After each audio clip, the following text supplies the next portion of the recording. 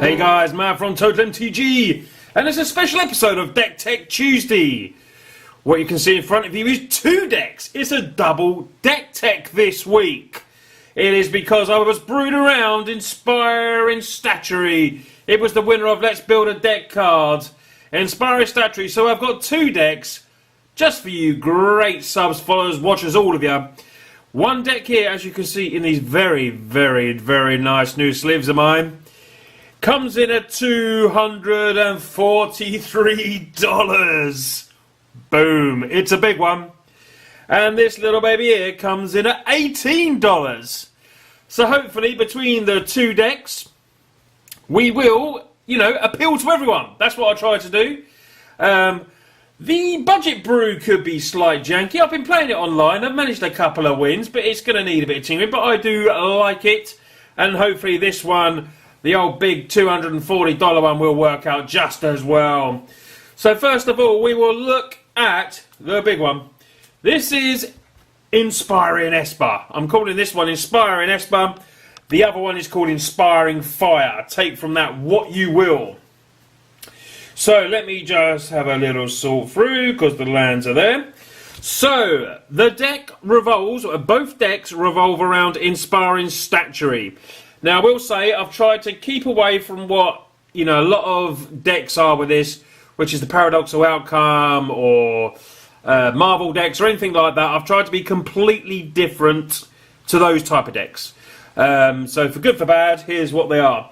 So the Inspiring Statuary is, it costs 3 non-artifact spells you cast have Improvise. Your artifacts can help cast those spells. Each artifact you tap, if you're done, pays for basically 1 mana. So this does cost 3. Now, this is Esper. I couldn't do something without being a bit controlling, could I, guys? You know me. So this is the way it's going to do it. This is going to utilise tokens. And potentially, I think, what did I work out? Is it turn 4? Let me just have a quick work out. Yeah, I think maybe turn 4 or 5. I can't remember, 4 or 5. 4, I think. I'm going to say 4. We can play all the Planeswalkers that I've got in the deck. That is what I'm going to say. So, Inspiring Statuary is the card. We've got just the 5 creatures. You can see where the money is. 2 of these are Cletus, Traitor of Get. If a non-token creature your opponent controls, you would die. You exile and get a 2/2 zombie down. It's 3/4. It's a great card. There's removal, a bit of removal in the deck. Just a really, really good creature and very, very powerful. And this is the big one. Ulamog, the Ceaseless Hunger. We run 3 of these Ulamogs. We can potentially play it very quick. I'm not sure if it was turn 6 or 7 I worked out. Basically playing Servo Expeditions and maybe SRAM's Expertise, then casting another Servos. That can help us ramp really quick. We want to turn 1 play, turn 2 into Servo, turn 3 into Inspiring, and then turn 4, potentially we can either play another Servo so we can then get the turn 5 Planeswalkers, or, play SRAMs and get double. You never know. If you've got the perfect hand, you will be able to get into Ulamog very, very quick with this deck that I've made. So how are we going to do this? Obviously, Inspiring Statuary, we need artifacts. Servo Exhibition. Let's get that right. Create 2 colourless servos for just 2 mana. It's a sorcery. We're going to run a full play set of them. Like I said, SRAM's Expertise gets us 3 artifacts, and you may cast a card with covered mana cost 3 or less without paying its mana cost. Now, with this, we can either play Fatal Push. It depends. We've got Servo Expedition we can play, Inspiring Statuary. So there's quite a few cards that we will be able to play off SRAMs, but the most important part is, there is 4 of them, there's only 3 there for some reason. We are playing a full play set of them. Yeah, the whole point is to basically get as much as we can down with Inspired Statuary and just ramp into either Ulamog really quick, or the Planeswalkers that we got. 4 Fatal Push, early removal, maybe have a turn 1 play with that. We're going to run a 1-off Fumigate. We don't particularly want to have a Fumigate, but sometimes we might have to, because we want to keep the Servos artifacts up, just so we can cast stuff big, but that might be needed. This can also help us as well. We've got a 1 of Barrel's Expertise. Return up to 3 artifacts or creatures to their own hands, so we can bounce, slow our opponent down. and you may cast a card with coveted mana cost 4 or less. So basically that's going to hit, we've got a 1 of Tezzeret Schema. It's going to hit all our Glimmer of Geniuses, Fatal Pushes, SRAMs, Servos, Inspiries, and even Kalitas. So we've got lots of targets for one of them. So that may need to be up to 2. You know, we're going to use, obviously, Improvise, Counter-Target Spell, and Controller pays 3. We might as well have some Metallic Rebukes in there. Haven't been using this, but this seems the ideal deck to use this. Have got just the 3 of them. And Glimmer of Genius, I tossed up between this and Oath of Jace, just because we could hit Oath of Jace with SRAMs. So I probably will test them, but I feel Glimmer is just a better card. You know, it does cost 1 more, but we will be able to potentially, with Inspiring, cast this for 1 blue mana. So this could be very, very good. You get to scry 2, draw 2 cards, and then you get 2 energy. But, you know, there is a case if you want to maybe try Oath, because we do run 6 Planeswalkers. So Oath of Jace could be quite good as well. But I've stuck with that at the moment. So let's get on to the Planeswalkers. Like I said, we've got a couple of Nicholas. It draws cards. This is what we like. You lose 1 life a turn. You can destroy a target creature, and the emblem is just bonkers. So we've got a couple of them. A 1 of Jace, Raveler of Secrets. Scries, draws cards, find us what we need, because we've got like 4 glimmers. But we've got more chances, hopefully, with the Planeswalkers to go through and get exactly what we need. I nearly completely forgot about Tezzeret Schema. So luckily saw it in my folder. I mean, it's just perfect. It creates a colourless artifact token, which would be good for the Inspiry. You know, be able to tap and add for mana. Maybe get it down really quick if we can get that down. And I love Sorin. You know, we're playing Esper, so I want 2 Sorins in there. Reveal the top card lobby, put that card in your hand. Each opponent loses life. We've got potential, you know, possibly of doing 10 damage with Ulamog with that. We've got a Fumigate, we've got SRAMs doing 4s, we've got Planeswalkers doing 5. So, you know, Sorin seems a very good card to have in your deck. And we can ramp into it really quick as well. You know, we can definitely get this out quicker than turn 6 like it should be. And, you know, that is a game-winning card, that. So, you know, this is the deck, guys. It's got control, it's got, you know, I'm not sure, how, you know, it's going to have to take on those fast decks, the Mardu vehicles and everything like that. We've got sideboard cards that hopefully we can, you know, help against them, and Saheeli combos and stuff like that, which you'll see the sideboard in a second. But basically, this is the deck, guys. This is the first brew. It's not the cheapest of decks, but it's got a lot of very powerful cards in. I like the idea of not just potentially relying on the Inspiring Statuary. That's what the whole point of this deck is. Because when you've got, you know, these sort of cards in your deck as well, even if they come down on time rather than early, they are potential all game winners, every single one of them. Kalitas could obviously good, and then, you know, bide late that you might be able to play that if its Statuary just go. But I like the idea of not just relying on it, and this is what this deck will certainly do. It's a pretty strong Esper control deck by utilising the Inspiry to hopefully get stuff down even quicker. And if we have to use the servos for blockers against the fast decks, then we have to do that. But get to the late game, they're going to have to go some to beat this deck. That's my view anyway. I quite like this brew that I made, I must be honest. So I'm really looking forward to putting it in practice. So we'll have a quick look at the lands. Bit pricey obviously in the lands as well, different to the next deck that you'll see. Ether Hubs, full play set of them, full play set of Sunken Hollows. Going to run a 1 of Miracle, because I like the... Obviously we could put a token in if we wanted, but obviously they're all legendary art creatures. But sacrifice Miracle, copy target instant or sorcery spell for 3. So, you know, maybe we can double SRAMs with it or something, or do a double Glimmer. You know, we might have Statuary down, so we can cast 1 cheaper than this one. But I think that's, you know, it's definitely worth a 1 of, and definitely try Miracle. We've got Prairie Streams, Concealed Courtyards, Plains and Swamps, and a few islands as well. So, let's get to the sideboard on this deck. If I can just find it over here. Here we go. So the sideboard, it does run 1 Blessed Alliance. You know what Blessed Alliance done? I could not for the life of me find my Blessed Alliance. It's the 1 for 2, white and a 1. You can gain 4 life, untap 2 target creatures, or opponent sacrifices an attacking creature. Escalate 2 to do more, but it's such a really, really strong card. Anguish Unmaking is going to help us against Planeswalkers and any annoying permanents we can just exile, cost us 3 life. We've got an extra Fumigate just in case we need it.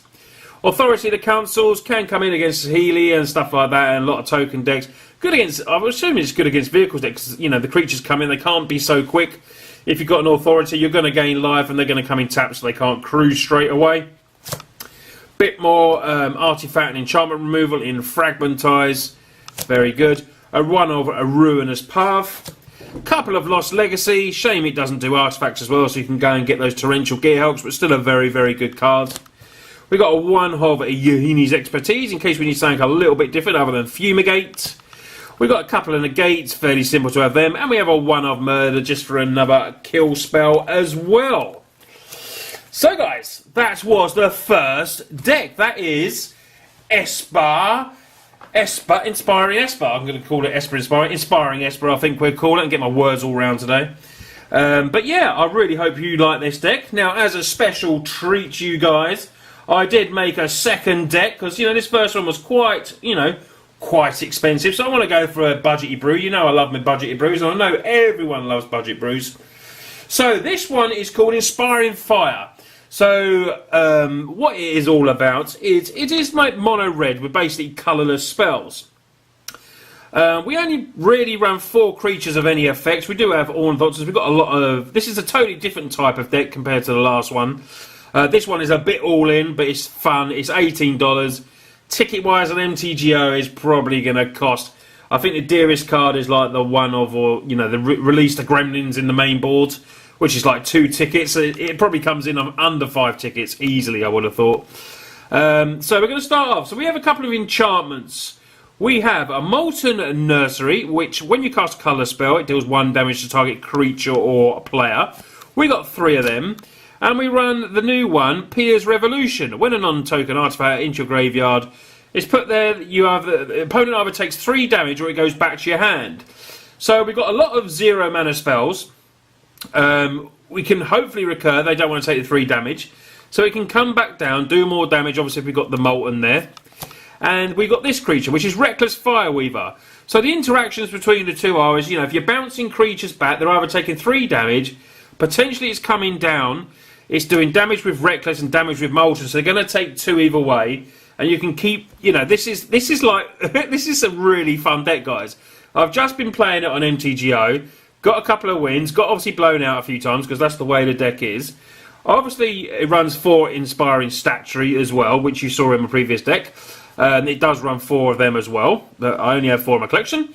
So yeah, we're going to run a lot of 0 mana spells. So we're going to all these 0 mana artifacts, which is like the Bone Swords, Full Playset, Kathur's Shield, and Ornithopters as well, that can be used potentially as a blocker if you really need to, which you don't mind blocking all day with if you've got Pier's Revolution out, because you're either going to take 3 damage or it's going to go back to your range, just play it again for 0. Implement of Combustion is a bit of a combo with it, to be honest.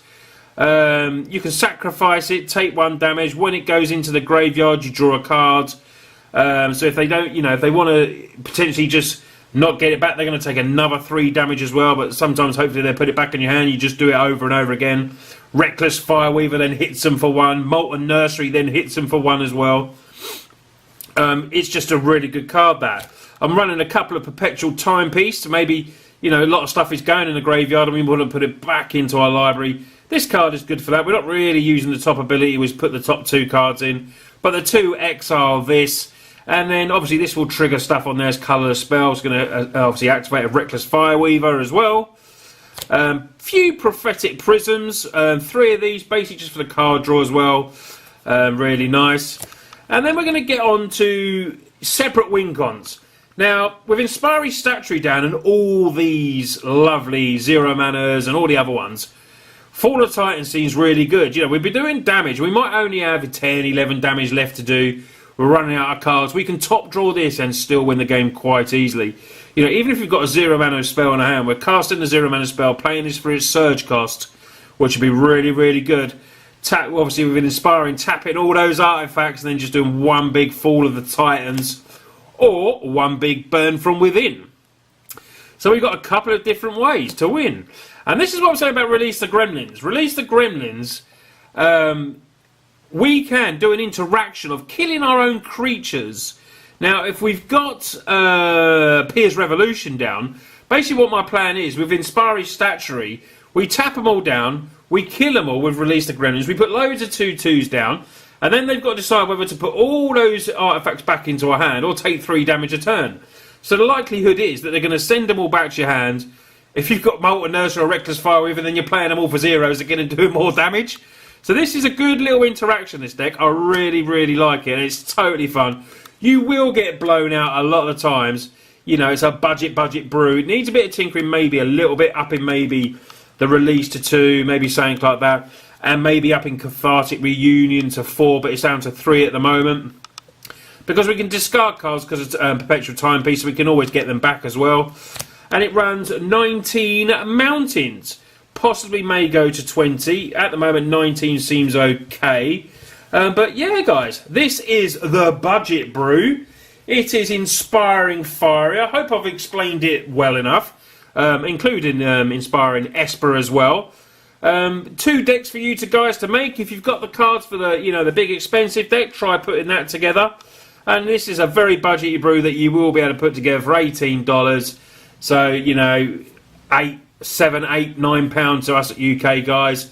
If you want to make it on MTGO, the Esper one will probably be very expensive on MTGO because Cletus' hideous price, and probably Ulamog is, well, it's probably Ulamog's about 7-8 tickets, maybe it's more, I'm not too sure. But this you'll put together for under 5 tickets, and you will have a lot of fun with it. So guys, this has been a Deck Tech Tuesday. One more time. Oh, look at those sleeves. Look at those sleeves. I love those sleeves. And those sleeves are gorgeous. And there's some forest ones back there as well. If I bought the mountain ones, these probably would have been in the mountains ones, but hey, never mind.